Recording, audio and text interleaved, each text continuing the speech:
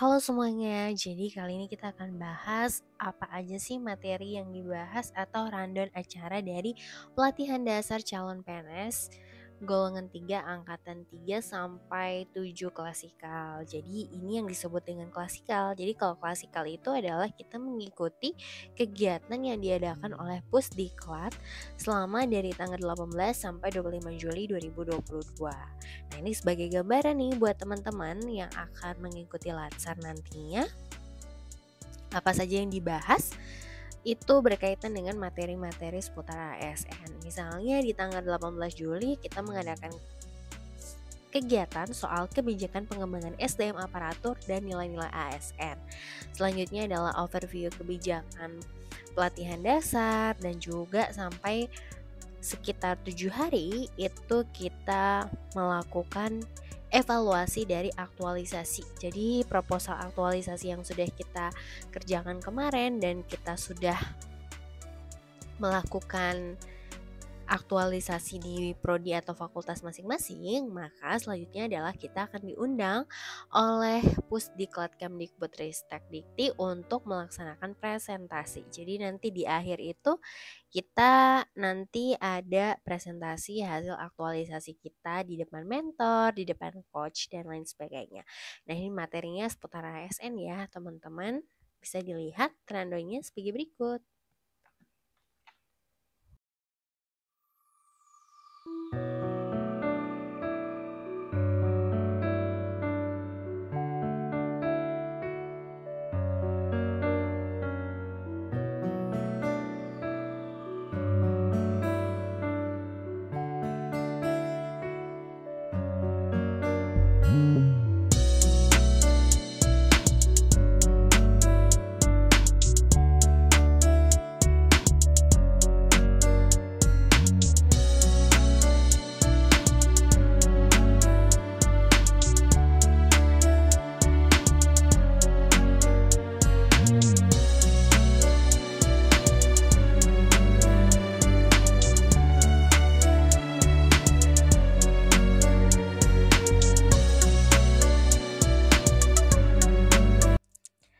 Nah, ini teman-teman, apa aja sih souvenir yang kita dapatkan? Jadi yang pertama kita dapat tas-tasnya bagus banget gitu ya. Kemudian kita dapat notebook.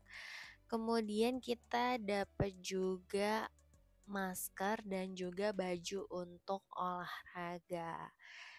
Dan juga yang paling penting adalah kita mendapatkan ID card ya teman-teman. Jadi kalau kita kemana-mana kita harus bawa ID card kita.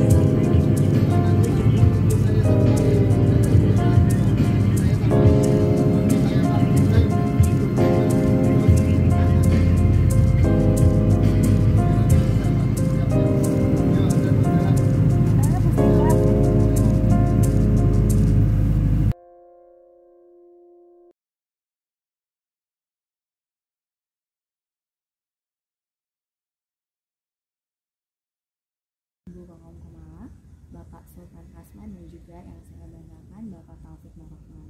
Izinkan saya untuk share screen ya Bapak Ibu.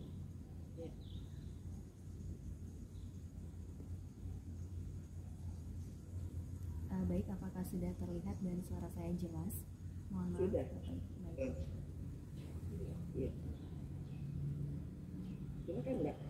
Baik. Assalamualaikum warahmatullahi wabarakatuh. Selamat pagi Bapak Sultan, Ibu Kokom, dan Bapak Taufik. Izinkan saya untuk mempresentasikan hasil aktualisasi yang telah saya lakukan selama 30 hari di Fakultas Ilmu Sosial dan Ilmu Politik Universitas Siliwangi. Nama lengkap saya adalah Rizka Sarfa. Baik, judul aktualisasi yang saya ambil adalah terkait strategi pengelolaan OJS atau Open Journal System pada jurnal ilmu politik dan pemerintahan menuju akreditasi. Mengapa hal ini sangat krusial dan menjadi tema atau isu yang saya ambil? Karena sebenarnya jurnal ilmu politik dan pemerintahan sudah ada sejak 2009, namun sampai saat ini belum menunjukkan progres yang signifikan. Salah satunya adalah dalam progres untuk mengajukan akreditasi. Sementara kita ketahui bersama bahwa pengajuan akreditasi merupakan salah satu standar mutu yang akan menjadi standar apakah suatu jurnal layak untuk mempublikasikan suatu artikel atau tidak. Nah, sehingga di sini kita menggunakan Arjuna sebagai salah satu platform yang menilai apakah jurnal kita layak untuk akreditasi atau tidak. Nah, ini memang mengacu pada visi dan misi fakultas. Itu ada kata kuncinya kearifan lokal, berwawasan kebangsaan, dan juga berjiwa wirausaha. Terdapat 11 kegiatan yang saya lakukan dan alhamdulillah outputnya telah mencapai sesuai dengan perencanaan di rancangan aktualisasi di mana telah mengajukan akreditasi. Nah, Bapak Ibu bisa lihat bagaimana kondisi jurnal sebelum aktualisasi.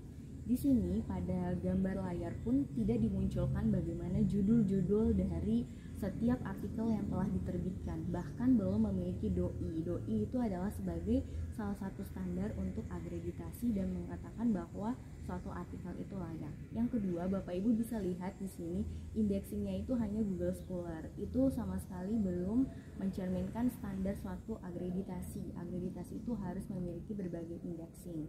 Contoh Crossref atau misalnya Garuda itu menjadi salah satu standar, namun belum ada, dan tools yang digunakan baru mendelay.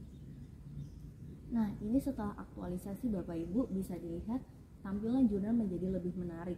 Hal ini akan membuat orang yang ingin mengirimkan tulisan menjadi lebih bersemangat karena jurnal yang dituju itu adalah jurnal yang memang sudah bereputasi. Bisa dilihat doi-nya sudah ada, kemudian toolsnya ada mendelay, Turnitin untuk mengukur kesamaan tulisan dengan tulisan lain, ada Grammarly. Kemudian yang paling bagus adalah sudah ada kerjasama dengan APSIPOL atau Asosiasi Ilmu Politik Indonesia. Nah, ini adalah kondisi sebelum aktualisasi di mana masih sangat jauh dari standar akreditasi, dan alhamdulillah 30 hari itu sudah bisa menjadi waktu yang pas untuk melakukan akreditasi. Baik Bapak Ibu, saya langsung saja, ada 11 kegiatan dan akan saya jelaskan 3 kegiatan yang lengkap. Yang pertama adalah menyusun SOP, di mana menyusun SOP ini ada 6 tahapan dan sudah memenuhi 7 nilai-nilai dasar ASN, yaitu berakhlak dan juga Smart ASN dan manajemen ASN. Di sini sudah ada SOP karena menurut saya, dan saya sudah konsultasikan dengan Bapak Taufik, untuk mengurus jurnal itu dibutuhkan seseorang yang memiliki loyalitas yang tinggi terhadap organisasi, karena memang harus memenuhi standar-standar dari pengelolaan jurnal agar jurnal itu bisa terus berkelanjutan. Agenda 2 adalah mengidentifikasi standar aturan pengajuan akreditasi. Sebelum mengajukan akreditasi, saya bersama teman-teman pengelola harus menyusun dulu apa saja standar-standar yang menjadi salah satu indikator untuk terlaksananya akreditasi. Ini ada bukti outputnya, Bapak Ibu bisa lihat kita membuat dalam bentuk Excel, kita mengadakan rapat agar pengelola jurnal paham apa saja yang masih kurang dalam pelaksanaan pengajuan akreditasi. Kegiatan 3 ada mengidentifikasi standar aturan, kemudian ada outputnya juga Ibu Bapak. Jadi untuk mengelola jurnal itu mulai dari publication ethics-nya, mulai dari editorial policy-nya, mulai dari author guideline-nya, benar-benar kita rombak semuanya agar kita bisa memenuhi standar akreditasi. Kegiatan keempat ada untuk mencantumkan digital object identifier. Ini menjadi salah satu kunci Bapak Ibu bahwa suatu jurnal itu sudah memenuhi standar atau tidak adalah harus memiliki doi. Nah, di dalam doi di sini saya akan jelaskan secara komprehensif, di mana terdapat 7 standar nilai ASN yang sudah saya terapkan. Penguatan nilai-nilai juga, yaitu terlibat aktif, karena memang doi ini Ibu Bapak harus dikoordinasikan dengan universitas, bukan fakultas atau jurusan. Sehingga saya secara intens bertemu dengan pengelola jurnal universitas untuk mencantumkan doi, dan itu hanya membutuhkan waktu 1 hari untuk memasukkan doi di dalam jurnal. Jadi ada mengaktifkan doi dan juga mengajukan permohonan. Ini Bapak Ibu saya melakukan koordinasi. Ini adalah outputnya. Sekarang setiap jurnal itu sudah memiliki doi. Kemudian yang berikut ada kegiatan 5, penyempurnaan fitur. Karena beberapa fitur seperti yang telah saya jelaskan, seperti Turnitin, Crossref, dan juga kerjasama itu belum ada sama sekali, sehingga kami melakukan koordinasi sehingga Bapak Ibu bisa lihat bentuk outputnya. Ada penampilan jurnal template, jadi ketika orang ingin mengajukan tulisan itu mereka langsung bisa menyesuaikan jurnal template yang ada di website kita karena sebelumnya belum ada. Dan ini adalah beberapa tools. Dan juga ada Google Scholar yang sudah terverifikasi melalui email dari institusi. Kemudian kegiatan 6, mengajukan permohonan reviewer, akan saya jelaskan juga secara komprehensif. Yang pertama adalah mengidentifikasi calon reviewer, yang kedua membuat surat undangan, yang terakhir adalah membuat Google Form. Jadi Bapak Ibu untuk mengajukan akreditasi itu minimal 75% reviewernya dari eksternal. Sementara sebelumnya semuanya masih dari internal.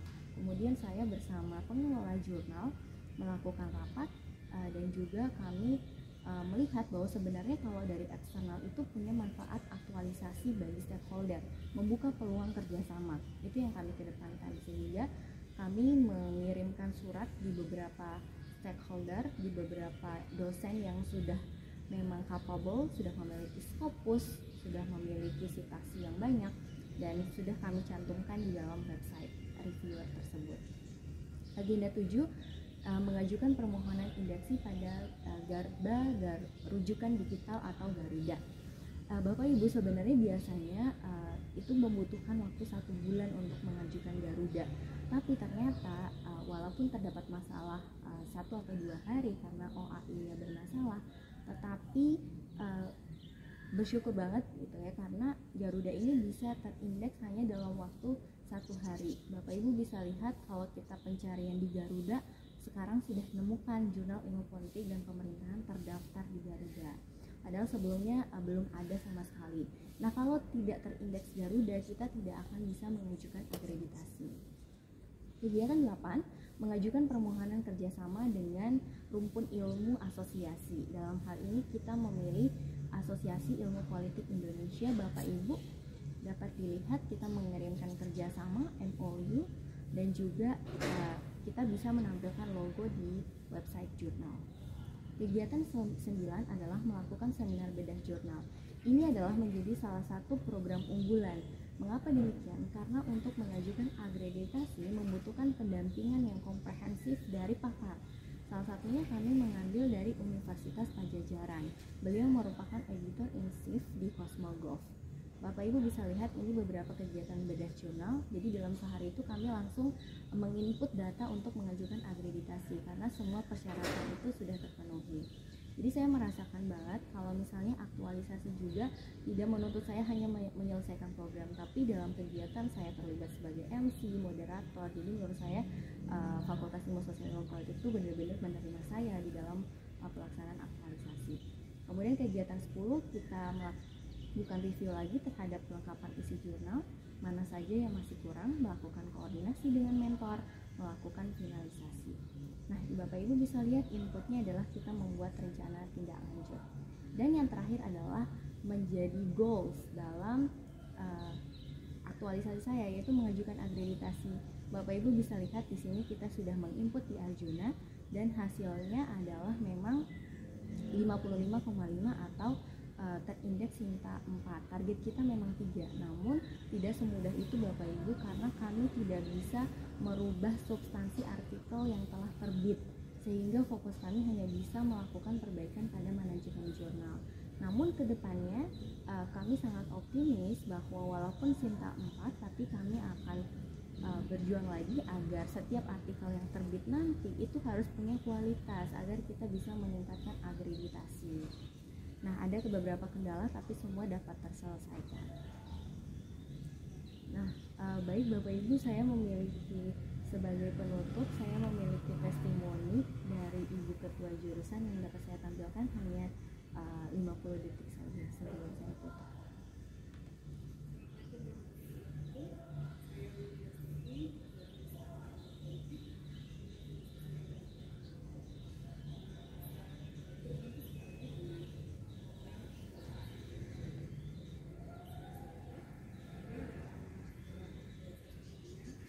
Bisa ditambah suaranya? Baik Pak.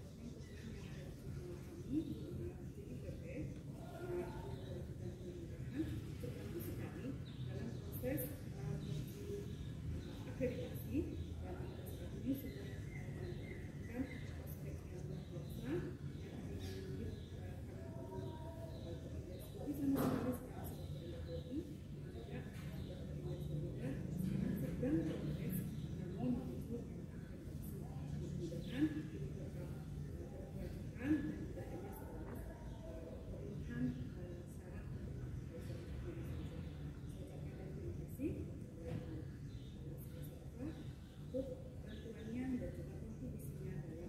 3 menit lagi teh. 3 menit lagi.